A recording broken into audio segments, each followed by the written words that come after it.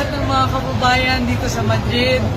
Naramdaman ko talaga yung support ninyo, yung pagmamahal ninyo sa akin, at sana magkita tayo ulit soon. Nice to see the welcome that I've had. There's a huge Filipino community here, so I'm so excited they've come.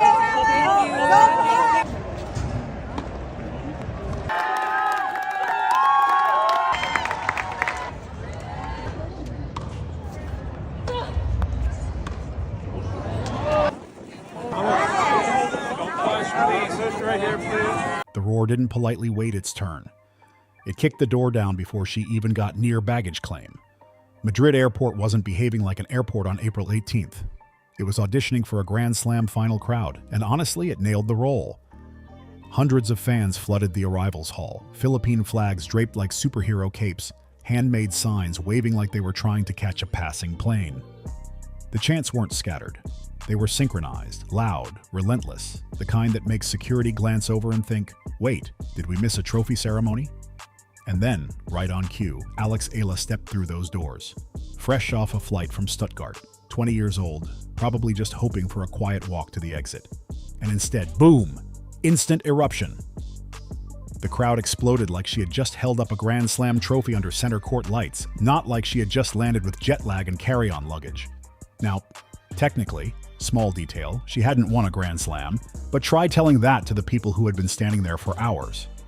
Because what they were witnessing wasn't just an arrival. It felt like a coronation. No crown needed, no ceremony required. The crowd had already decided.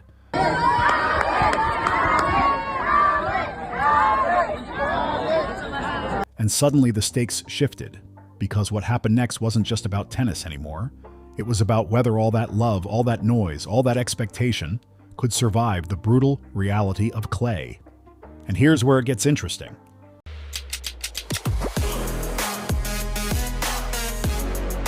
Just 3 days earlier, Eala walked off a court in Stuttgart after a straight sets loss to Leylah Fernandez. The scoreboard was blunt, almost rude in its honesty. 1-6, 4-6. No drama, no controversy, no what-if debates for late-night podcasts, just a clean, efficient exit. Clay season? Not exactly rolling out the red carpet for her yet. So she boards a plane to Spain, ranked world number 45, family by her side, and carrying something a lot heavier than her luggage. Expectation. The kind that doesn't show up on rankings charts but absolutely shows up in your head at 3 a.m.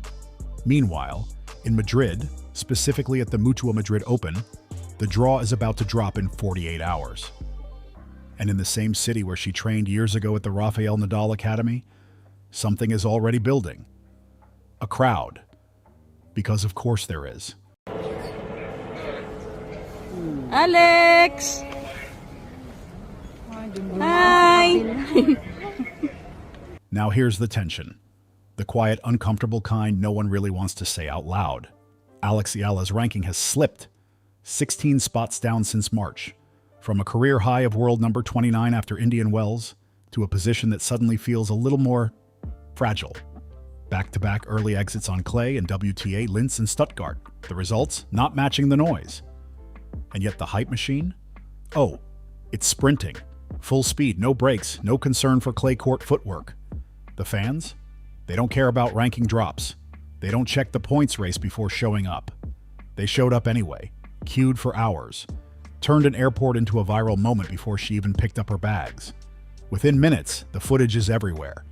Philippine sports media lights up like it's finals week. GMA Network, ABS-CBN Sports, clips flying across feeds, views climbing into the hundreds of thousands. The chants, the flags, the pride. It spreads fast. And right in the center of all that chaos, flashing cameras, fans pressing forward, voices echoing off terminal walls. There's a 20-year-old who, let's be honest, is now playing a completely different game. You go to the Rafa Nadal Academy. Were you intimidated or was it just all excitement? I already had this rigorous routine of tennis, training, school. I would wake up at 4:45, I'd be in the gym at 5 till 6, and then I'd go to school at 7:30 until 3 p.m., and then I'd go training at 5 to 7, homework, dinner, repeat. So I already had that rigorous schedule, and I remember I came to the academy, training started at 8. And I was like, oh, I can I sleep have in. so much time. I can sleep in. Do you remember the first time you practiced next to Rafa? Any takeaways? What was that relationship like? How involved is he with the juniors there? The first interaction with Rafa, um, Because at this point, Eala isn't just a tennis player trying to win matches. She's become something bigger than her ranking suggests. And Madrid? Madrid doesn't ask politely, it demands answers. Can that level of support, that kind of national energy, actually translate into wins on clay? Because clay doesn't care about your airport reception. Clay is slow, ruthless, and brutally honest. But wow, the footage. You don't even need commentary. Fans lined up against barriers like it was a concert. Signs everywhere. Pinoy Pride, Filipino Heart. Flags so big they were basically creating temporary weather systems in the terminal. Travelers just trying to find their Uber were suddenly navigating through what looked like a championship celebration. And Eala, she didn't rush it. She moved slowly through the crowd, stopping, smiling, signing autographs, taking photos. You could see it on her face. This wasn't routine anymore. This meant something. Her parents stayed close, her brother capturing moments on his phone like a behind-the-scenes documentary that no one planned but everyone needed. Because that's the thing, this wasn't a scheduled media stunt. No press release, no official timing, no meet and greet at Gate B. This was pure, spontaneous combustion. One fan summed it up perfectly on X. She just landed, and we've been here since 6 a.m. This is what a queen looks like. And honestly, that energy is hard to fake. Now imagine you're another player arriving in Madrid that week. You walk through the same terminal. Maybe someone recognizes you. Maybe you get a polite nod. Maybe nothing at all. Then suddenly you hear it. Chants. Loud. Unified. Impossible to ignore. You turn the corner and see hundreds of people chanting one name like it's match point at a final. Not in a stadium. Not under lights. In an arrivals hall. That's the Eala effect. And here's the twist. It's not even new anymore. This isn't a one-off moment. It's a pattern. Stuttgart, viral fan meetups. Dubai, practice sessions packed like main draw matches, people showing up just to watch her warm up. Miami, Filipino fans traveling across the United States just to fill the stands during her second week run at the Miami Open. Everywhere she goes, the crowd follows, like a traveling wave of energy that refuses to stay quiet. But Madrid feels different. Because this time, it's not just about popularity. It's about symbolism. This is the city where her journey sharpened, where she trained, where the foundations were built. This isn't just another stop on tour. This is personal. And now, with the entire tennis world quietly watching, the question hangs in the air, louder than any chant in that airport. Can all of this, every flag, every cheer, every viral clip, actually turn into the breakthrough her clay season is still waiting for? She's not just landing in Spain. She's landing in a place that practically rewired her tennis DNA. This is where it all started, where a young Eala first fell in love with clay at the legendary Rafael Nadal Academy 8 years ago. And now, the same country is welcoming her back like she never left. Like she belongs, not as a visitor, but as one of their own. The energy at the airport already told you that story. But here's the part that made it even louder. That same day, April 18th, Donna Vikic casually drops an Instagram story. A selfie with Eala. Both smiling, rackets in hand, no drama, no overproduction. Just vibes. The caption? Simple. But oh, the subtext? Not simple at all. Because when established tour players start casually posting with you like that, it's not random. That's recognition. That's the locker room quietly saying, yeah, we see what's happening here. Her peers are paying attention. And in tennis, that matters more than any hype video ever could. But while the airport looked like a celebration, what it didn't show was the pressure quietly building in the background. Because rewind just a few days. Monday, April 14th, Stuttgart. Eala exits in straight sets. 1, 6, 4, 6. Clean, efficient. And not exactly the kind of result you frame on your wall. Go back even further. Linz, another early loss. 4, 6, 5, 7. Competitive? Sure. Encouraging in moments? Maybe. But wins? The kind that shift momentum? The kind that make headlines and silence doubters? Not yet. And here's the uncomfortable truth. Clay season isn't just another stretch of tournaments. It's the stretch. In European tennis, clay is where identities are tested. It's slower, heavier, more demanding. It doesn't reward shortcuts, it exposes them. And right now, it hasn't exactly rolled out the welcome mat for Alex Eala. Yes, there were flashes. A win in Linz against Julia Graber. A set taken off Ostapenko, which, let's be honest, is never easy. But those big statement victories, the ones she was stacking on hard courts at Indian Wells and the Miami Open, they haven't quite followed her onto the red dirt. Different surface, different story. And now, Madrid is waiting. The Mutua Madrid Open draw drops April 20th. Matches begin April 21st. And the city is already buzzing like it's finals weekend. You saw the airport. You saw the flags. You felt the energy, even through a phone screen. Now imagine carrying all of that into a WTA 1000 main draw, where every opponent knows exactly who you are, where every match isn't just a match, it's content, it's headlines, it's millions of eyes back home analyzing every forehand, every unforced error, every little shake of the head. That's not just pressure, that's spotlight pressure. And that's exactly what Alex Eala walked into the moment she landed in Spain. The fans gave her a coronation. Madrid? Madrid is about to decide if she's ready to defend that crown.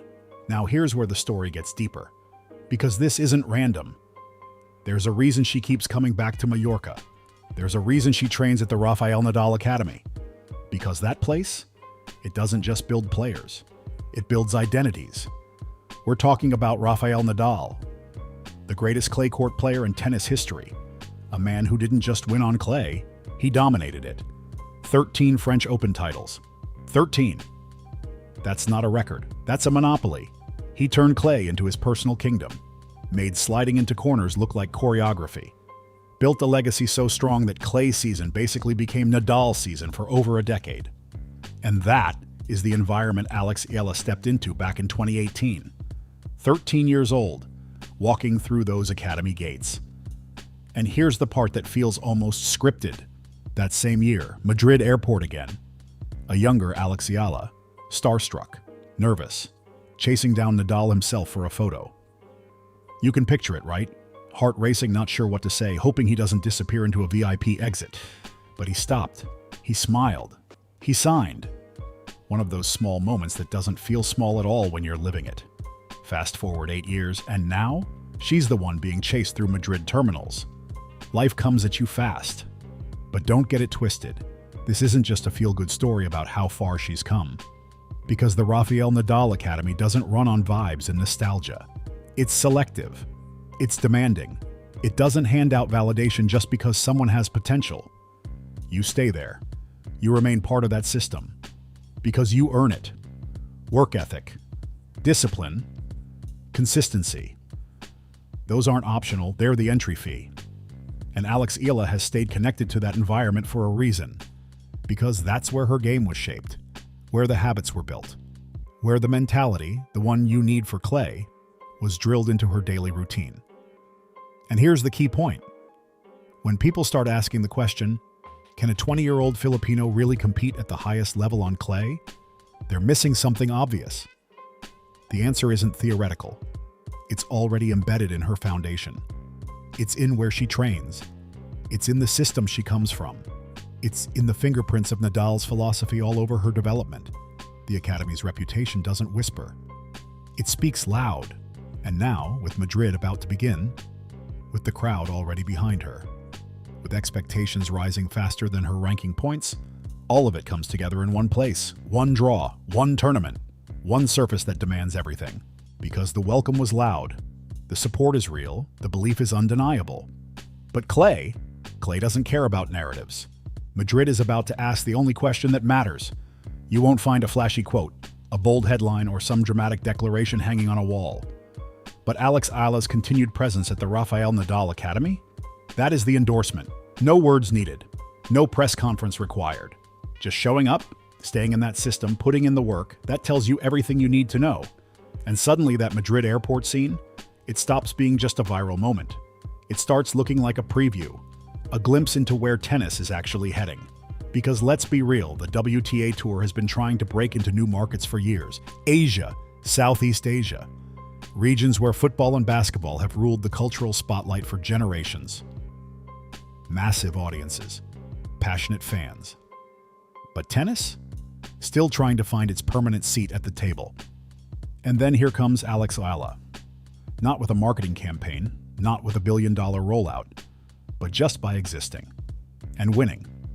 Showing up in tournaments like Stuttgart, Madrid, and the Miami Open with a flag on her bag and something even heavier on her shoulders. A nation. No slogans needed. Because the connection? It's real. The Filipino diaspora is everywhere. Millions across the Middle East, across Europe, across North America.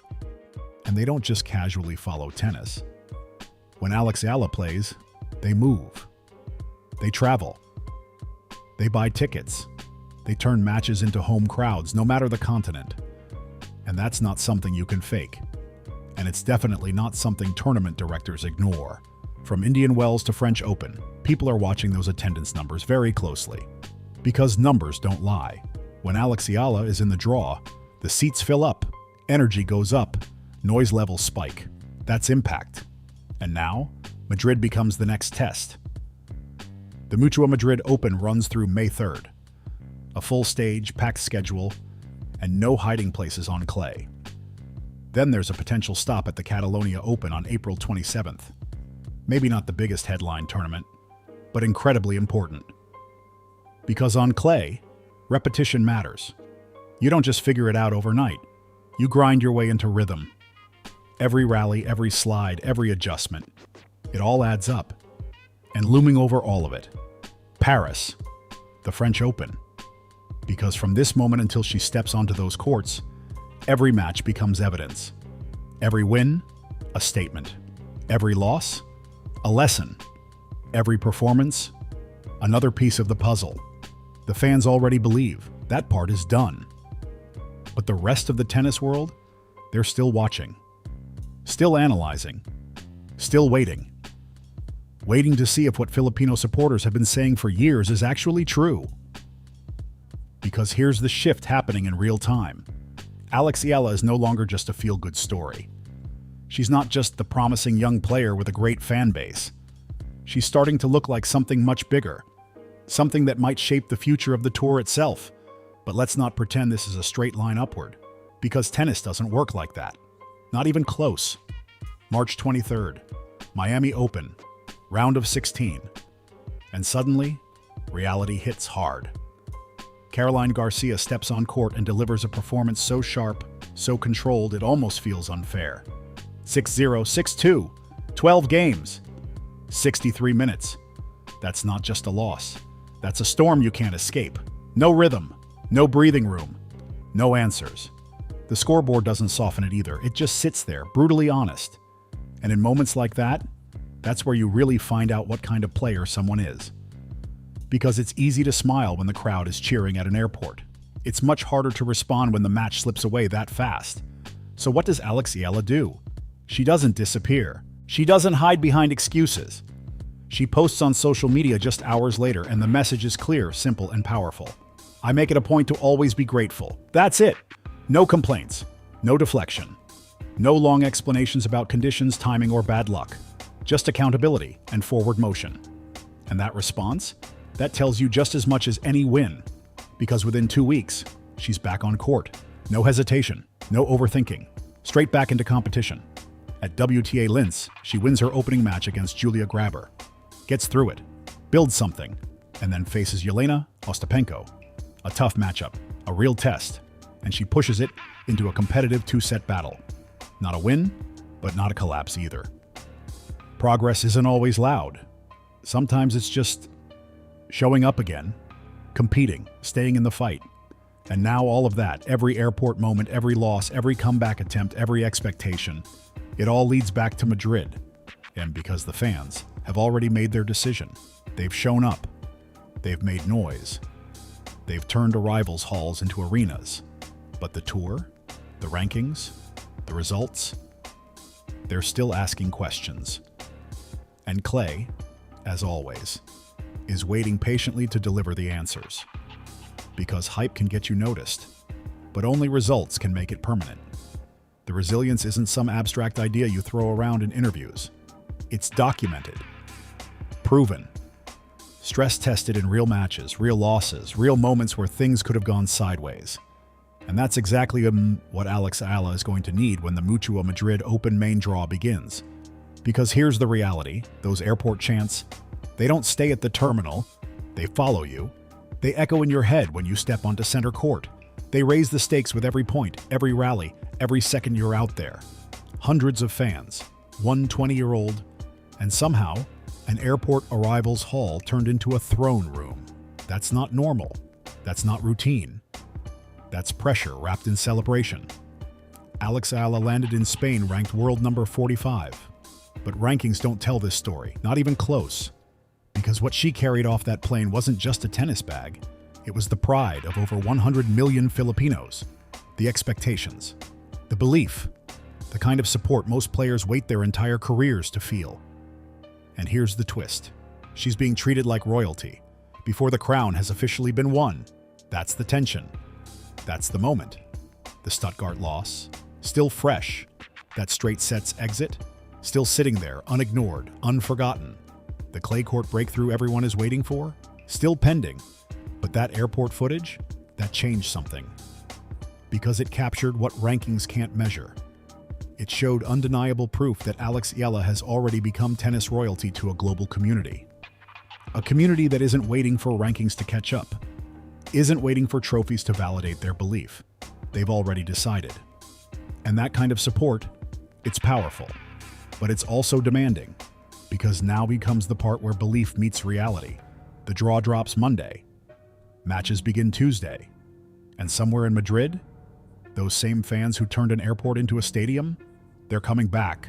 Louder, more organized, more relentless. This time it won't be echoes in a terminal. It'll be a full arena. And every chant will carry a question. Because this isn't just about showing up anymore. This is about proving it. On clay. The most unforgiving surface in the sport. So what is this moment really? It's not just an arrival story. It's not just a viral clip. It's a test. A massive one. Because Alex Eala didn't just arrive in Spain. She arrived as the people's queen. That title wasn't handed out by the tour. It wasn't assigned by rankings. It was given by the crowd. Earned through connection. Through presence. Through moments that don't show up on a scoreboard. But Clay doesn't care about titles like that. Clay asks one thing and one thing only. Can you back it up? Can all that noise, all that belief, all that expectation turn into wins? Because if it does, if she finds that rhythm, that confidence, that breakthrough performance, then Madrid doesn't just become another tournament. It becomes the statement. The one that flips the narrative. The one that silences every conversation about ranking drops and early exits. The one that forces the entire tennis world to stop, look, and say, okay, this is real. But if it doesn't, if the early exits continue, if the results don't match the energy, then suddenly the story shifts. Because tennis is ruthless like that. It doesn't care how loud the cheers were at the airport. It doesn't replay viral moments when the scoreline turns against you. It just keeps moving. Point by point, match by match, result by result. And that's why this Madrid run matters so much. Because it's sitting right at the intersection of hype and proof, belief and reality, promise and performance. So now the question isn't quiet anymore. It's loud. It's everywhere. And it's coming from fans, analysts, players, everyone watching this unfold. Can Alex Eala take this massive Madrid welcome and turn it into a clay court statement that changes everything? Or will the early exits define this European swing before it even fully gets started? That's the tension. That's the story. And now, it's your turn. Drop your prediction below. Because this isn't just another tournament to watch casually. This is one you follow closely. Every match, every moment, every reaction. Because if you want to see how this unfolds, the wins, the losses, the pressure moments no highlight reel will fully capture, make sure you're locked in. Subscribe. Stay with it. Because the draw drops in 24 hours, right? And from that moment on, there's no more buildup, no more waiting, just matches, just answers, just reality. And one thing is already guaranteed. Those fans who packed that airport, they're not going anywhere.